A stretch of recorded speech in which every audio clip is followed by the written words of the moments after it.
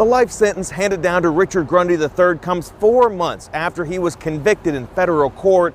It also concludes an investigation into Grundy's alleged criminal empire that has gone on for years. This is as big a win as our criminal justice system has had in this city in the last 25 years. U.S. Attorney Josh Minkler celebrated a life sentence for Richard Grundy III, but admitted that justice didn't happen overnight.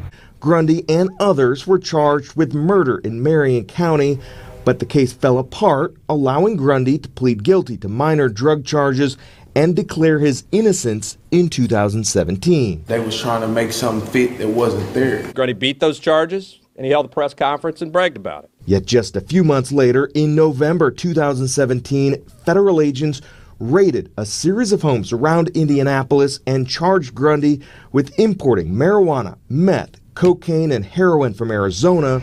More than 20 people were convicted in that case, culminating with Grundy's life sentence. I mean, it hurts me because, he's all I know. Grundy's 14-year-old daughter defended her dad and said moving the federal trial from Indianapolis to Evansville was simply not fair. I just felt like they mistried it on purpose because, honestly, if it would have been here, I thought he would have beat it. While never convicted of murder, prosecutors say having Grundy spend the rest of his life behind bars for drug charges leaves the city a safer place. Tell us, how do you feel after the shooting, and how you feel?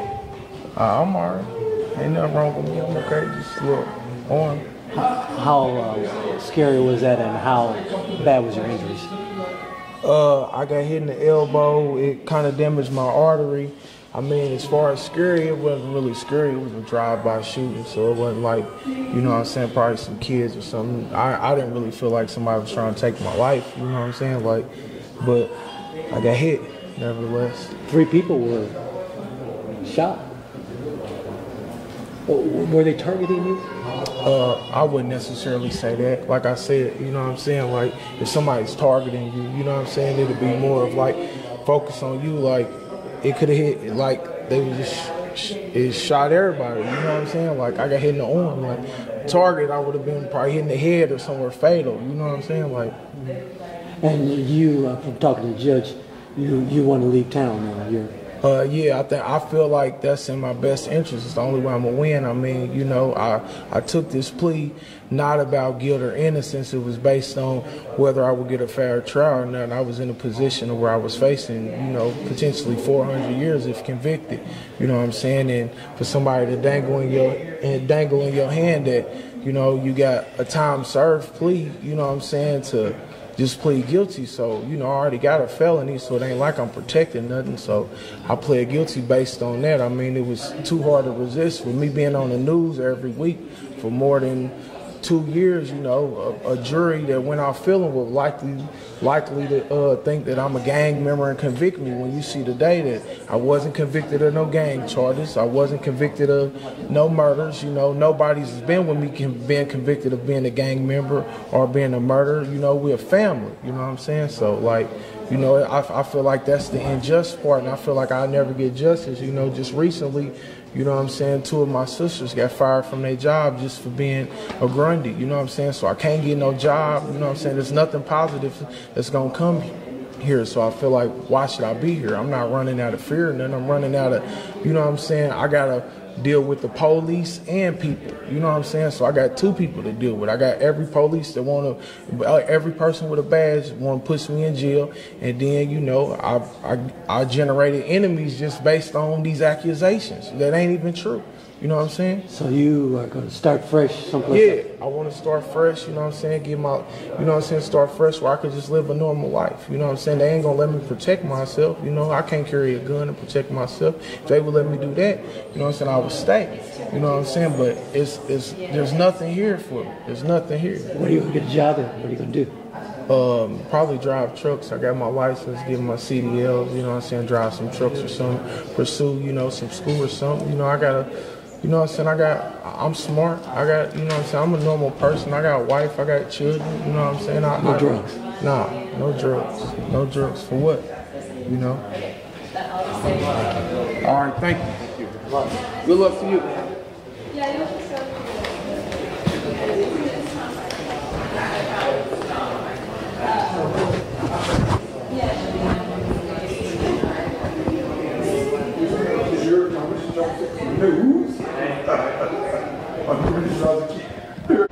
YouTube, welcome back to another video with your girl Nation Clay.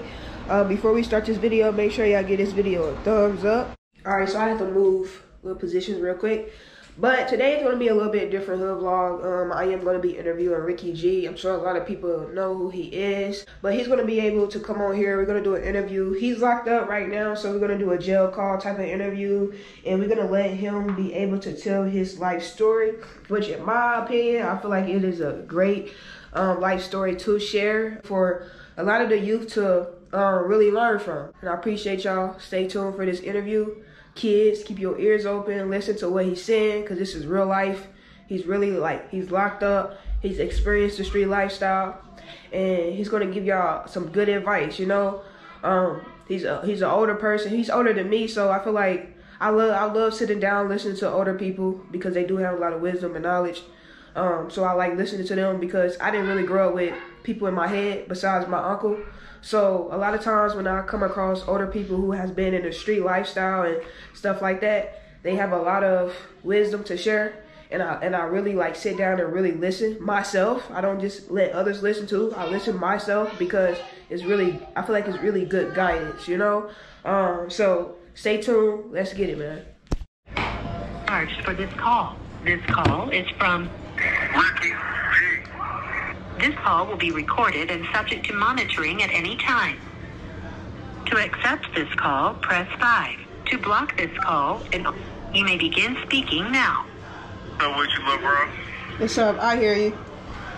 Okay, you hear me? So what you want me just to talk?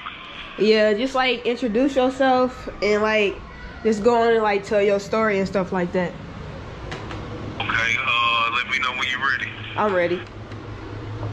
Alright, it's Richard Grundy. My name's Richard Grundy. I'm from Indianapolis, Indiana. You know, I'm 35 years old. I'm currently serving a life sentence in the federal penitentiary in Pollock, Louisiana. I come from a neighborhood that's called Crown Hill section, or Crown Hill, the Crown Hill area. That's where I was born and raised at. As an early kid, I lost my mother to the system. When I was 1, she got to receive a 25-year sentence.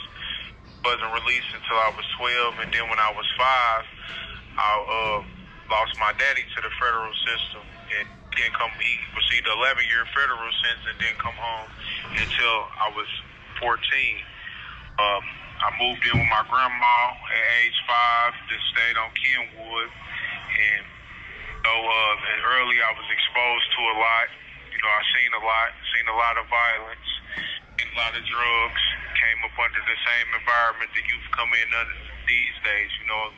And after being in those environments for so long, you know, you start to adapt to your environment, negative behaviors that surround you.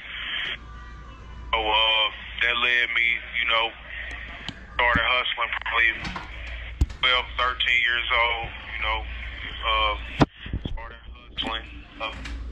Never stopped my whole life, you know. Look up, now I'm 35. I've been in prison since I was 28. So I got a non-violent drug case. So if I could say anything to the kids, you know what I'm saying, I would just tell them that gotta watch what you sign up for. You gotta pay attention to what you sign up for. You know, people see the life in the glitz and glamour, and they glorify this lifestyle as if it's something to be proud of. It's, you know, when the reality of it, when you look at it, it's miserable. You know, I done lost mostly everybody I started out with. They either in the graveyard, they in the penitentiary with me, or, you know, they done betrayed me in ways where I can't never deal with them again. So, you know, to the kids that's out there that y'all living in the streets and stuff, I pray for y'all and hope that y'all can find a better way and choose a better path than I did. You know what I'm saying? Really, all I got to offer right now. Could you like share like how long do you got for the ones that like don't know, like the kids and stuff? I got life plus 60. You know, I'm gonna edit it too. I'm gonna see if I can think. I'm kind of off guard. I have a life sentence plus 60 years. I was not caught with any drugs on my person. It's just all based off people saying that I had drugs, you know. Testimony of other people. I have a life sentence plus 60 years for a kingpin charge. They gave me a life sentence for the continuing criminal enterprise, received 40 years for 3 counts of dealing methamphetamine, and then a separate 20-year sentence for money laundering. They made the 20 run consecutive to the 40, so that equals a total sentence of life for 60 years.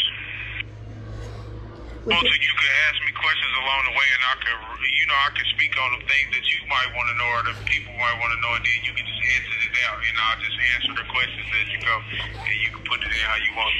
Okay, with just like for the people that don't know, like going to jail when you lose people, how did that like affect you? Like affect you a lot, knowing that you locked up and a lot of people that you love lost their life. How it affected losing my loved ones. You know, when I came to jail, I had a lot of friends. I had family. You know, I had a wife. I had children. You know, since I've been in jail, I'm not married no more. You know, so part of being in jail, this amount of time you gotta live with your significant other or stuff. They gotta live their life. They moved on. You know what I'm saying? The people that I lost, how that affected me, I couldn't be there. I lost my daughter on this prison bed. I lost cousins. I lost best friends. But it's different because you ain't here and you don't really have nobody to open up or vent to about it. And I couldn't be there for my other people to support them mentally. You know, so that's the worst part about all this. You know, you can't be there for your loved ones. What you was talking about, your mom and your dad and stuff like that, do you feel like that really like affected you or affected your journey or the direction that you went in life?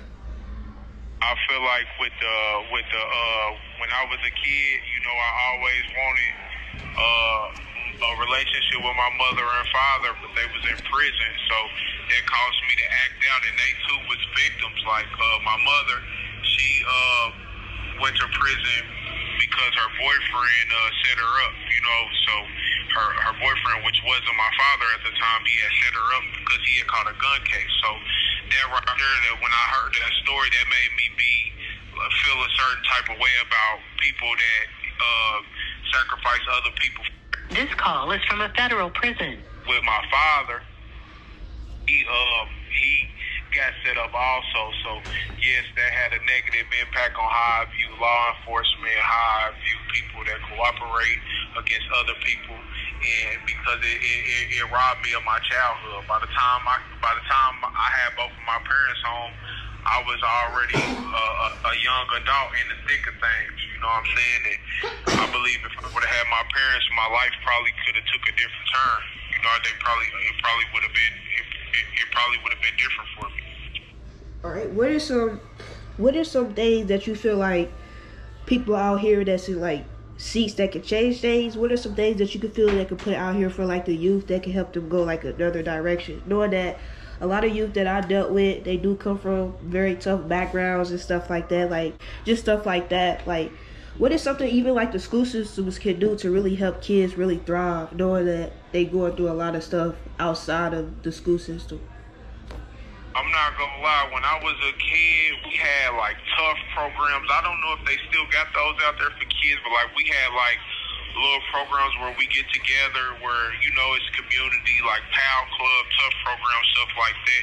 I believe that can help the kids. They just need somebody they just need people like me, but that's out there in the physical form that been them before, and you know what I'm saying, that can guide their decisions. You know how when when you a child and you don't have no father figure, or you don't have no mother, or your mother's on crack and stuff, you got to teach yourself how to survive, you know. So a lot of kids, they don't know, they don't have the rational thinking on how to problem solve.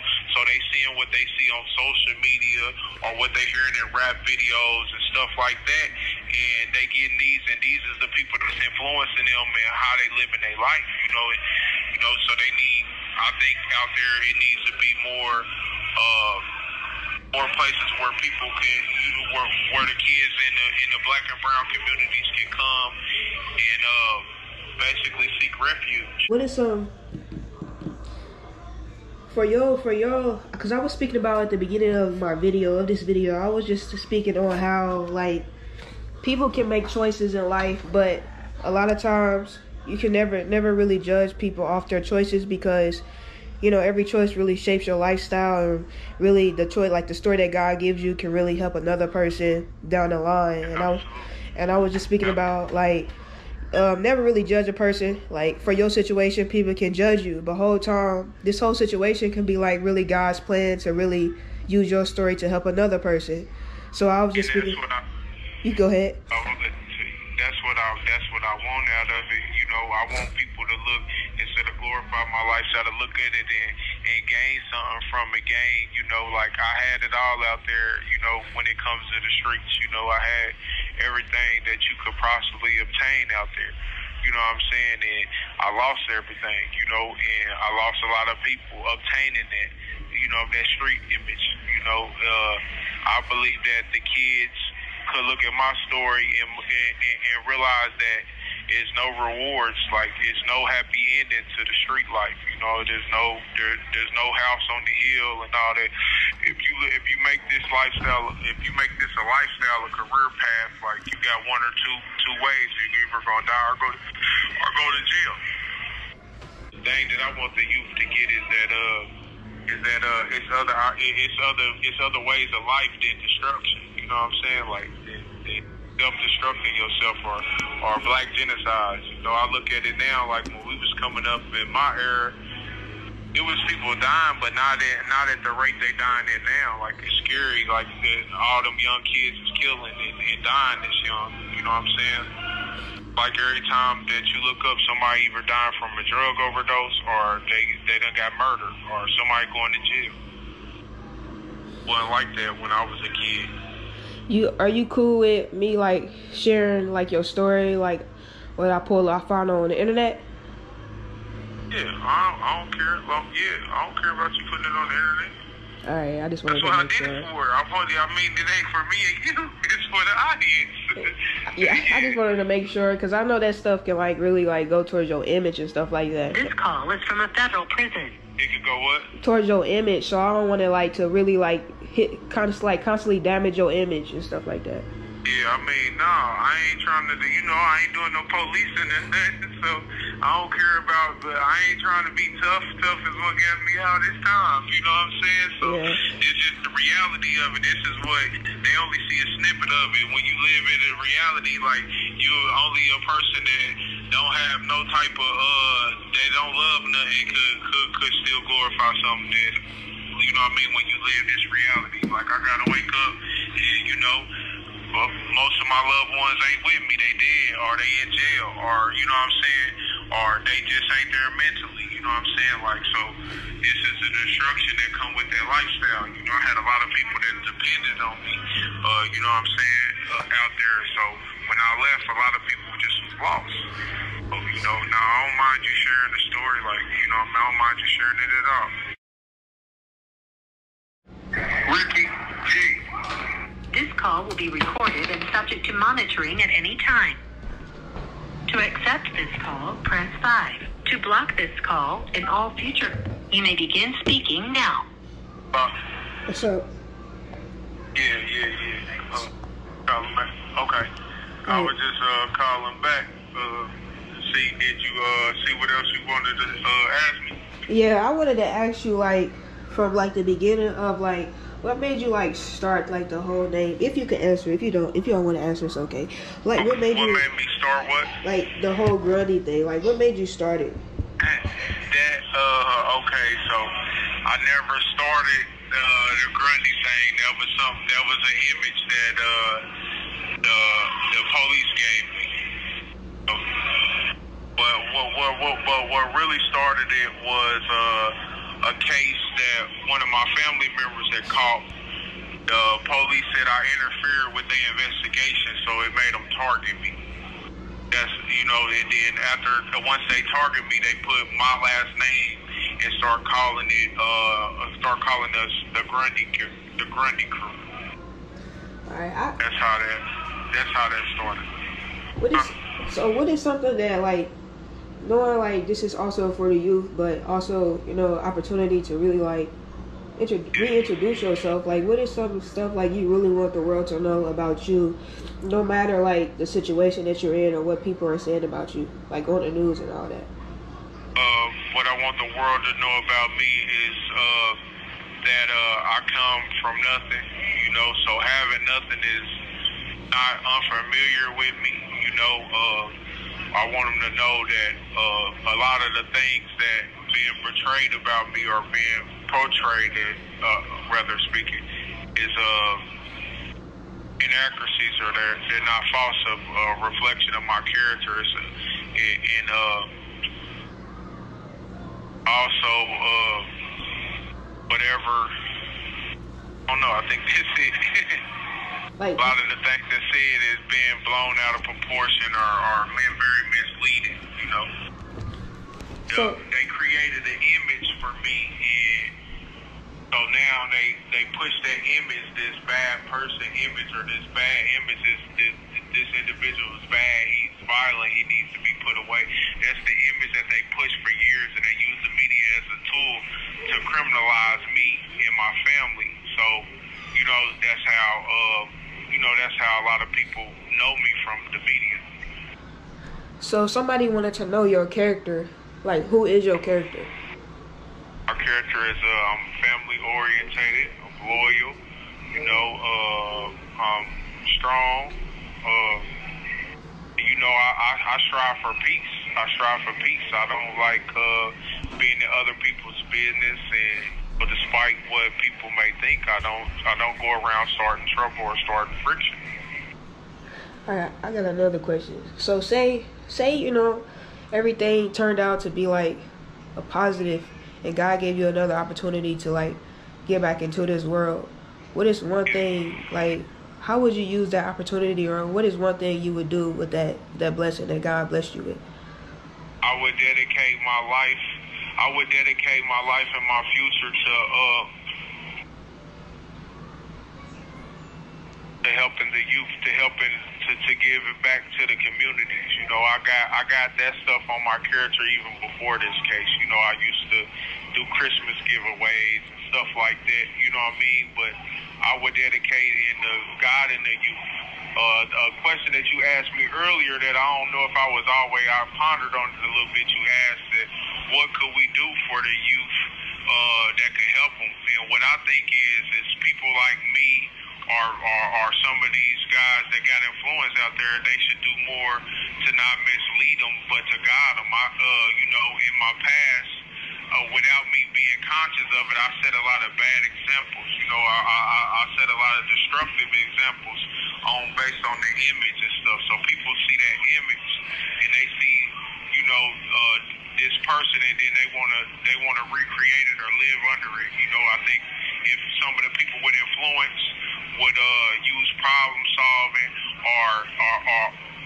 or litigating their issues without violence, you could save a lot of lives. Because, like, for instance, me, I have a lot of influence, so if I lean towards a violent act, or if I lean towards wanting to promote violence, a lot of people will follow that because of my influence. But if I lean towards, this is not that serious, we're gonna talk about it, or we just gonna stay away from each other, or we gonna reach a resolution, that could save a lot of lives. It's a lot of other people that hold influence within their community, whether they know it or not, and they had a potential to bring mass destruction on our community, or you could save lives.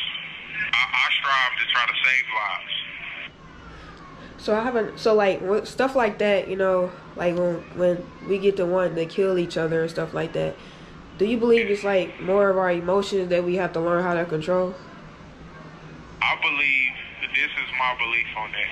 I believe that a lot of problems start off so small.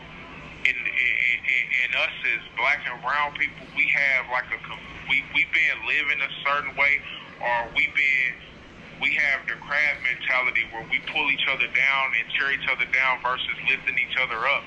So a lot of issues that result in violence, and it's an eye for an eye, or it starts off small that could be resolved, but once certain lines been crossed, it gets out of hand, and then it just creates generations and generations of, oh, he did this to my family member, so I'm gonna do this to him, and then it's just a repeating cycle.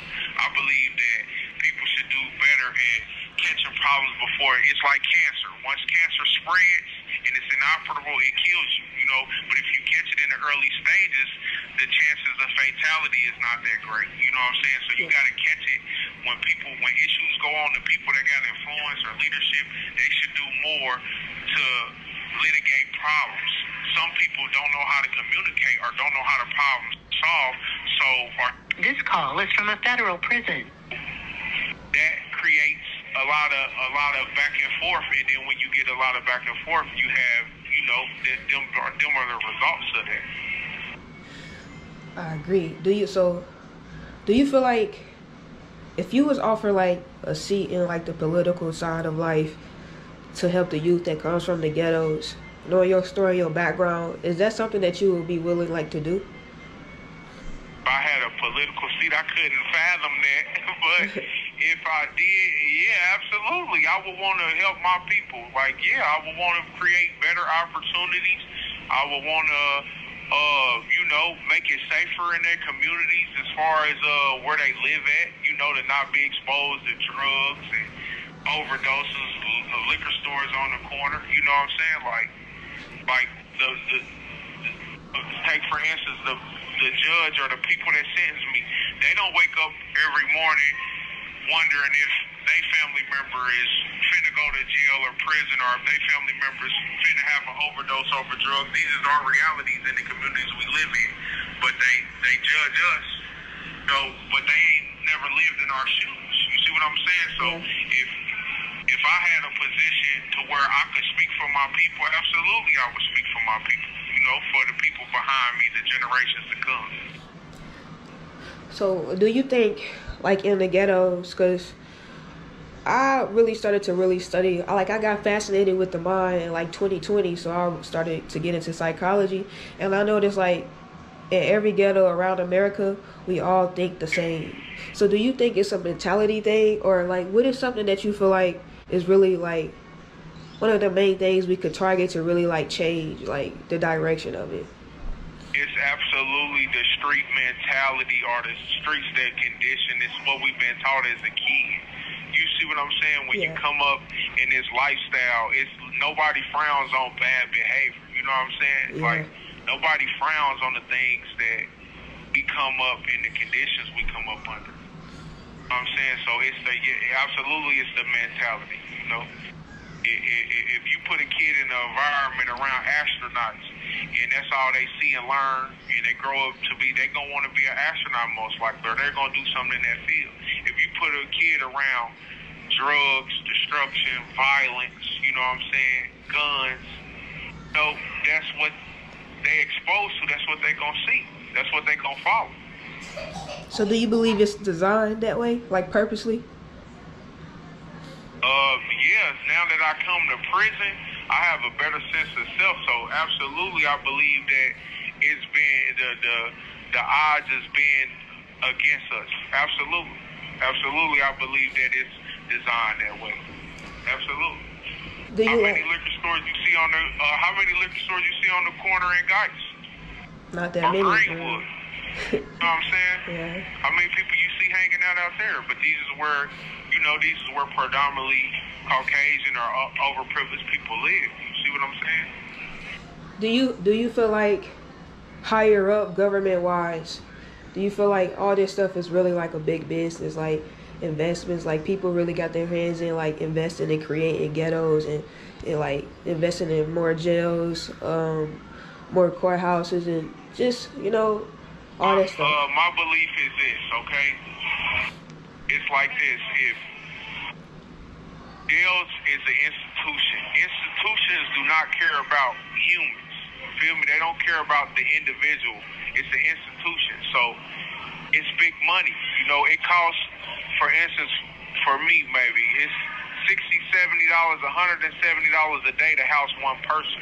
So you got these institutions, you create these ghettos, and you call these people criminals, and you start funding them all in here, and you get money per person. You see what I'm saying? Yeah. That's my philosophy of why the government is leaning on people who cooperate. It's not that they feel like they're really remorseful for the things that they've done. It's the fact that here it is. It might be, take me for example. I'm in here. I'm fighting a case, but I'm not willing to cooperate or get them more black and brown people to incarcerate. So they gonna tell me I'm not rehabilitatable and give me 30, 40, 50, 60 years and make me sick, but they going to collect money off of me for these 30, 40, 50, 60 years. All right, now you take another guy and put him in a situation, and he's willing to give him five more people. 9 out of 10 is black and brown people from his community. This call is from a federal prison. When he does that, he just created more revenue for them because they housing these 5 or 6 people and they getting $175 a day off each of these individuals. So now they willing to say he's remorseful and let him back out. And 9 out of 10, he's going back to the same community to do the same type of activities. You know what I'm saying? So absolutely, I feel like that ghettos and criminals, a lot of stuff is created because this is the modern day slave trade. You know, they get paid for this. This keeps most correctional officers, correctionals period is predominantly white. This gives them jobs, give them, you know, it's a business. This is a business. Do you think, like, do you feel like it's, like, the jail system, you think it really, like, helps you or really cause you to, like, go into a even worse direction? It depends on your perception. It depends on the individual and perception. Does it help you? Not really. Not unless you're ready to change. For me, I believe it helped me because I believe that I needed to sit back and see things from a different perspective. So, but this is my perspective. You feel me? So I sit back and I see things because I was living the life of destruction. You know what I'm saying? So I believe me as an individual helped me, but I believe that prison affects everybody differently. It just depends on that individual. Feel me? Some people come here and they change their mentality and it betters them. You know, do I feel like it's rehabilitative? Some people get tired of coming to jail, so they like, look, you know what?